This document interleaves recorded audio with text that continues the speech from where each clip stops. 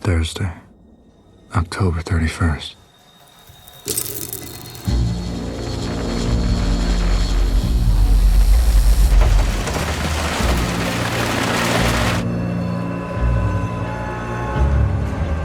The city streets are crowded for the holiday. Even with the rain. Hidden in the chaos is the element, waiting to strike like snakes. But I'm there too, watching. 2 years of nights have turned me into a nocturnal animal.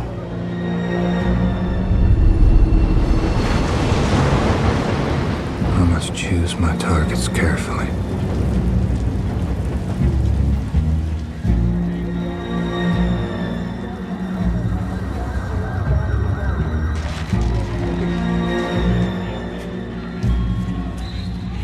Come on! Give me the money! Let's go! Let's go! All right. It's a big city.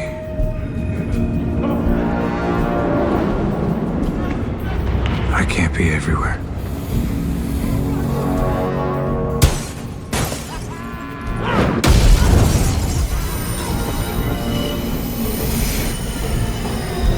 They don't know where I am.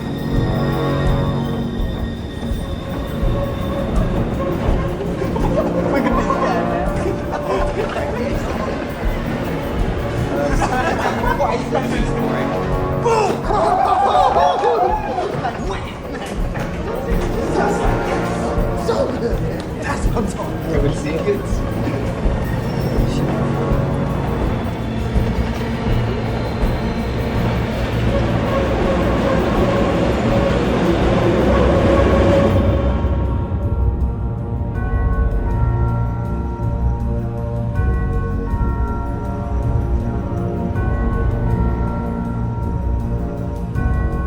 We have a signal now for when I'm needed.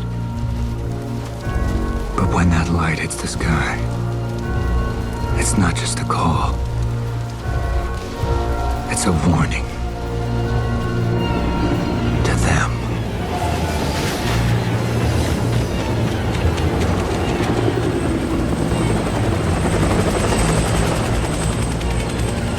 Fear is a tool.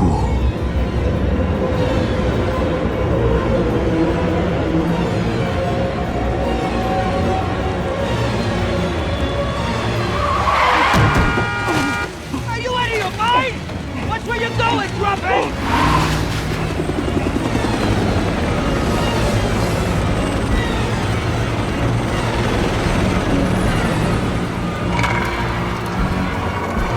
They think I'm hiding in the shadows.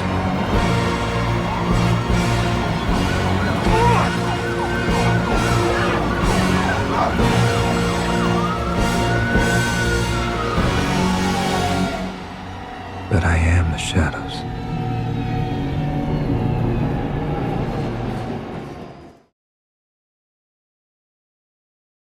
I've been trying to warn people for the last year on Antifa how dangerous it is, and so many people have called me crazy, conspiracy theorist, you're obsessed, you need to get on with your life, quit thinking about the past, and I'm just like, y'all have no idea what's coming. I have no idea. And as far as some more of the money connections, I got fired from one of my jobs because I was running my mouth and I shouldn't have been. But I was like, okay, well, I need some work, and I'm doing this podcast. I've worked at a polling firm doing election polling for like various different elections. So I decided to go back and do that because it was seasonal work, and it was basically run by Antifa. So a lot of the Kamala Harris, Donald Trump polls that we were all fighting over during the election, the numbers were being skewed by just a room full of anti-fascist junkies. But I met an individual over the course of that, and it turned out that he was on the run from some of these cartel groups, and that he was involved with Antifa for a short period of time as a drug mule. And he just happened to stay embedded in the crowd afterwards because he realized that they were easy to make money on. They were simple-minded. All they wanted to do was party. So he would do that for his bosses. But he had a friend that was executed in Portland, and since then he had been being gang stalked. And I had been making friends with him. The relationship only lasted a couple of weeks before he tried to kill an active member of Antifa with his bare hands, called me, told me, hey, I think I killed somebody. But he ran his mouth about a lot to me. And essentially, he really put it into perspective that when you have a riot right here in the middle of the city, all your police, all your journalists, all your protesters, everybody's over here. Everybody else is staying home. Okay, well, if you're with these groups and you have assets that are embedded within the police, within the protest groups, all over the city, essentially what they're doing is they're mitigating the chaos and they're keeping an eye on everything, because as all of the resources are tied up, they can move children, guns, drugs. That's what this has all been about. It's never been about Black people. It's never been about Mexicans. It's never been about gays. It's never been about Jews. It's never been about Muslims. It's been about our emotional impulses and our childish reactions and our hatred towards each other fueling legitimate globalist operations that involve, quite frankly, modern day slavery. So this isn't And I worth it. appreciate you saying that, Ty, because I'm going to be very honest with you. I once said, I don't remember what video it was. I said, but you know, if I wanted to destroy something, I would create a diversion here, make everybody look left, and Sam would be rocking her real reason on the right hand. The Bible tells us to be as innocent as doves, right? But be as wise as serpents. The problem with modern day Americans is you can't understand that they'll burn a city down to move 1,000 children under the cover of darkness, just like you just said. And when you said it, I felt the check, like the Holy Ghost just checked that box off of the questions I've been having. Why does it seem so theatrical to me? Because it is. It is. These people involved everywhere from the police, everything is simply the cover of darkness to move what is the real money. What is the real money? Human trafficking, children, drugs, guns, illegal aliens. That's your four big, even body ports. Let's be honest. I've done those videos. The organ trade is, they got to have somebody to give up all these organs. So let me ask you a question. Where are they finding all these young people so willing? Are they addicting them to drugs and then basically MK Ultra mind screwing them? Or are these people truly just sober and insane? Like, how is the progression from a normal American 15-year-old to Antifa by 17? How is this happening?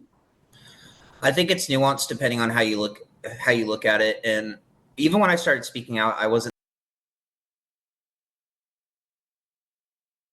So how are they getting away with making devices that should flag them to the CIA, the ATF, the FBI, but somehow it never does? If you and I look up that stuff, it's going to flag us. So where do y'all have big heads? So do they have people that come in that sit down that's like, okay, here's where you're going to go to use the bathroom. Here's where you're going to go to sleep. Here's where you're going to pick your checkup. Are you getting paid cash? Like, how is all that working? Because there's got to be some kind of hierarchy within these riots. So this part, it's largely speculation, but I do believe that there were downtown businesses that were involved with these ideologies that were more than likely using misappropriated PPE funds. In the case of the people that were willing to pay me off, they had millions of dollars, and they're funding a bunch of little anti-capitalist kids. What's the end game? For them, they think it's social justice. For the people dishing out the money and more profit, maybe.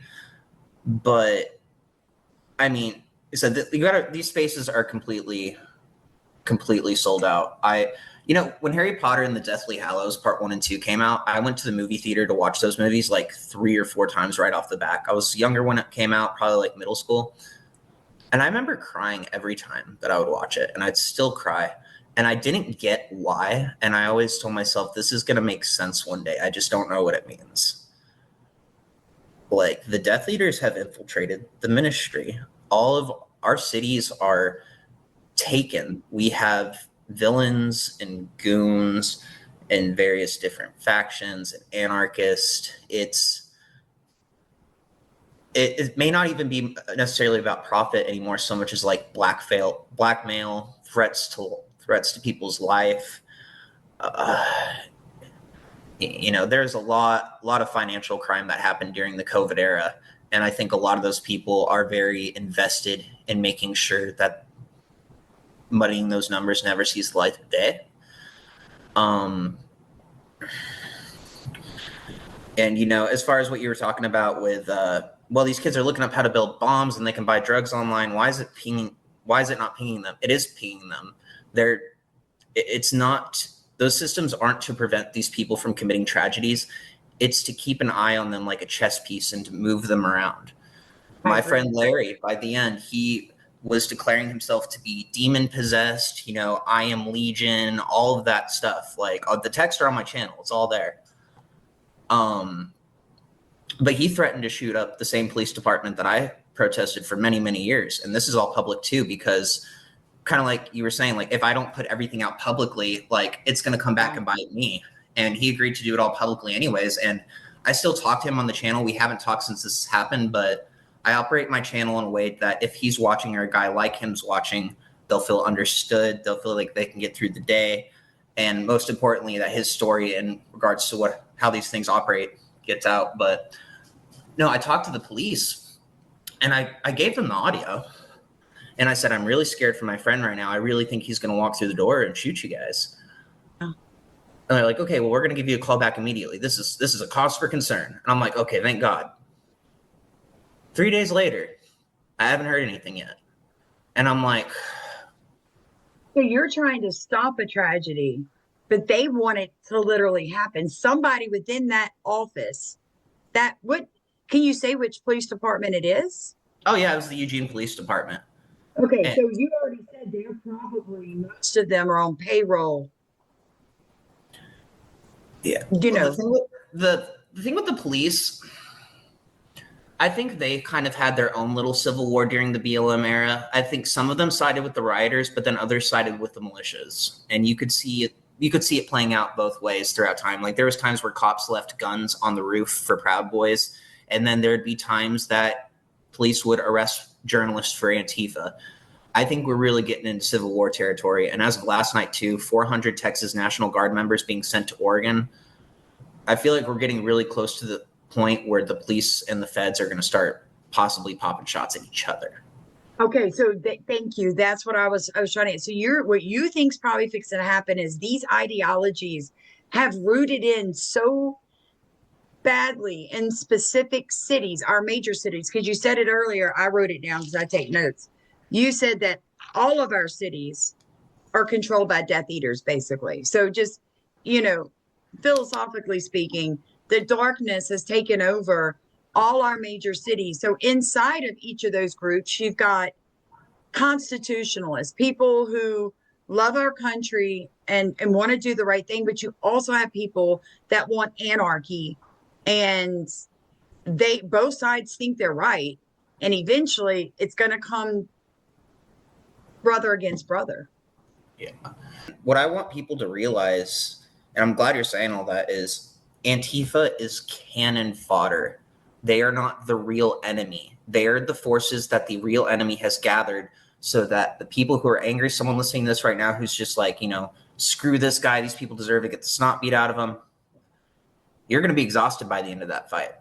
A lot of people that I knew, people of Jewish and Roma descent, mind you, who are going in thinking that we were actually fighting Nazis, that we were actually going to prevent a Holocaust, they went into BLM and all this stuff like, we can't let it happen again. It's going to be the Holocaust. We'd write numbers on our arms. We'd all the things.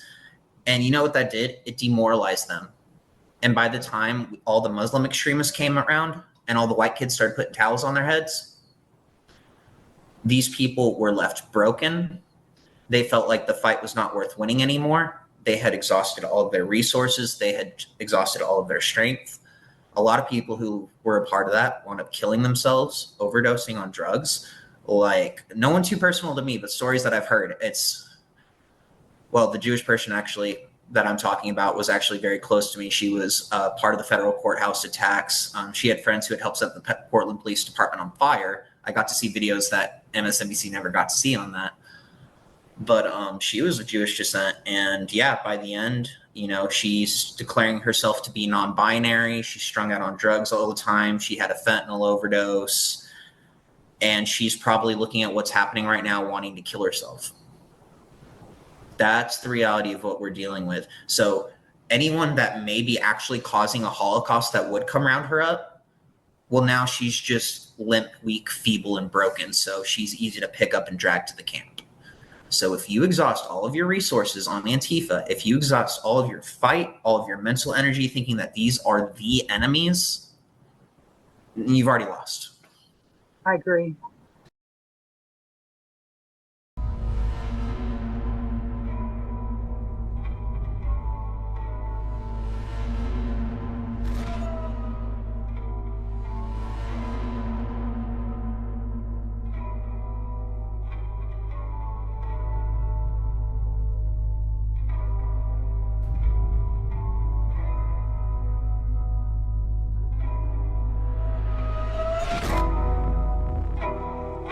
Forever, never, never, never. This is for those Forever, that can relate.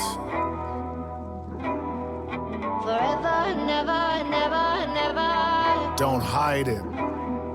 Forever. Come on.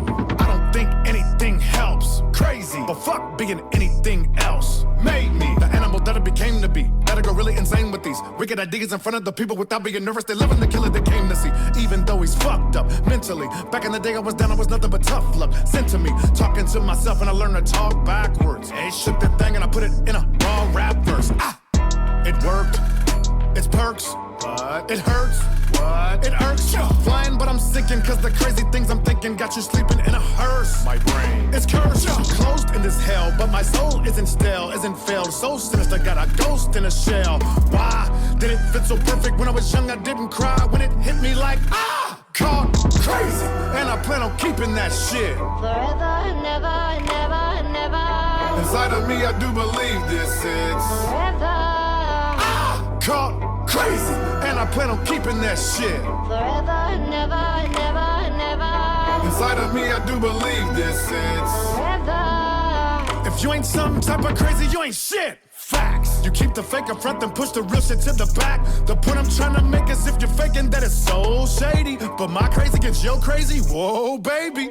Catch it, then you're very grim. Like no other motherfucker just rap to when you bury them. Die though. They gonna have to pack him in, then carry him. Bye, bro. Killed him cause I'm an African American psycho. Come on. I was born this way. And a star was born that day. Embracing my logo, saving my life and I'm sharp as a knife when I'm ripping and letting my flow go. Keeping it till I die, but my music's forever gonna fly. And I'm thankful that I caught it like, caught crazy. And I plan on keeping that shit. Forever, never, never, never. Inside of me, I do believe this is Forever, caught crazy. And I plan on keeping that shit. forever, never, never, never. Inside of me, I do believe this is Forever, hell yeah. forever, never, never, never. I ain't ashamed of that. Forever, I'm proud of it. forever, never, never, never. Forever, baby. Forever, Forever crazy.